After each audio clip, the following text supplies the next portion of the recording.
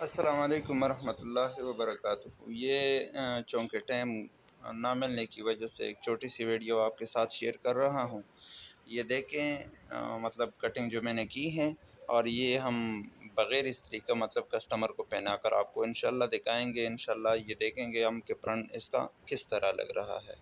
تو یہ دیکھیں آستین اور تیرے کا سائز جو میں نے آپ کو دکھا دی ہیں۔ اگر آپ کو سمجھ نہیں آئی تو مطلب دوبارہ دیکھیں۔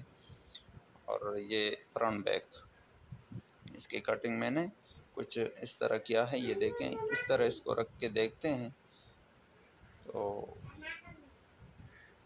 یہ اس طرح مطلب سلائی کے بعد یہ ہوگی۔ اور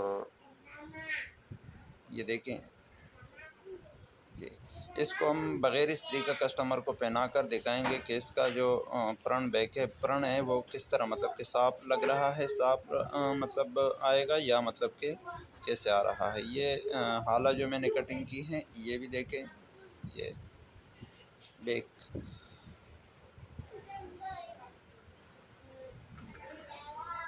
اس میں شیروانی چونکہ یہ تقریباً 16.5 انچ کی ہیں۔ یہ بھی پہنا کر یہ دیکھیں بالکل بغیر استری کا انہوں نے پہن لیا ہے۔ یہ دیکھیں بالکل فرنٹ بالکل اس کا صاف ہے۔ تو انشاءاللہ ابھی ویڈیو آپ کے ساتھ میں شیئر کر